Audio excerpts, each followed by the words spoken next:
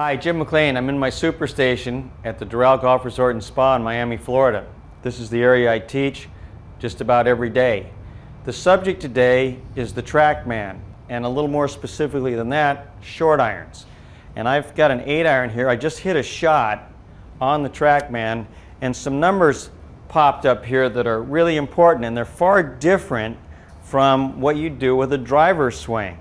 So when I look at this swing here, there's a lot of things that you can look at, and that means you need to understand a little bit more about the golf swing. Now I'm going to try and make this as simple as possible.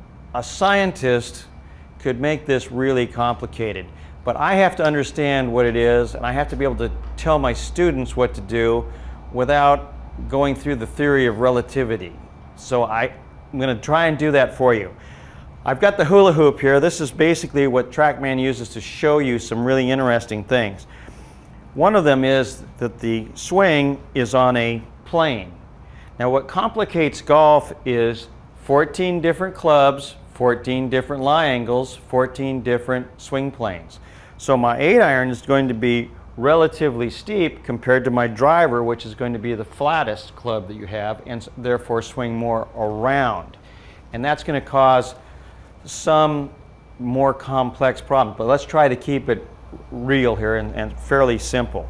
So when I've got the plane, as we look at the hula hoop here, the arc that the club head swings around my body, let's just keep it that simple. As I hit an iron, to hit an iron shot correctly, you're hitting on a downward blow. The shaft is leaning toward the target when you hit it. So you can see as you're hitting down, the club is actually swinging a little bit inside out. Now that's a problem if you're trying to hit the ball straight. So what you do to zero out your short irons is swing more to the left. That would mean by the time you hit the golf ball, you'd be coming right down the line and the ball would go straight. If not, you're going to be swinging that club out to right field slightly. And as you become a better player, that becomes a real serious problem. So a good player will swing left more than most people understand. So when I'm hitting a short iron, that's why you generally play with a little more of an open stance, and you definitely have the feeling of the club swinging to the left going through with a short iron in order to hit it correctly. Now in the 8-step swing book, I have a section of the book called Swing Left to Swing Right. And that was pretty controversial when I used to do my seminars for the PGA back in the 80s, early 90s, because it didn't make sense to a lot of people. To hit the ball straight, the club is swinging on an arc, and therefore it's got to swing back to the inside to zero out. That would mean your swing plane would be coming from the inside here and back to the inside after impact.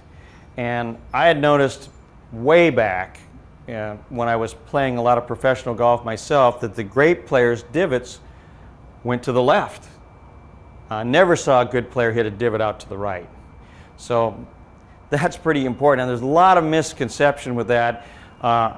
In fact, in the Golf Machine book, it talks about hitting the inside quadrant of the ball and hitting out to the right. Well, that can really mess up a lot of people. That's really not what happens. You don't want to be swinging actually inside out. Now, I'm talking about short irons. That was an 8-iron I just hit, so when we look at the screen, it comes up with some interesting things. This is the club head speed. This is your angle of attack. So you're hitting down on your 8-iron for sure. This is 6.4 down. So the TrackMan is very specific. The club path was just about zeroed out. 0.5, that's a very good number right there. And then I'm just going to go to the H-plane. And that was minus. A minus number means it's swinging left. And then the face angle again, 0.9, almost square. So you see that ball went very close to the straight line, didn't really curve much, just a few yards left of a perfectly straight shot at the target. So that hopefully explains to you why you must swing left to hit the ball straight.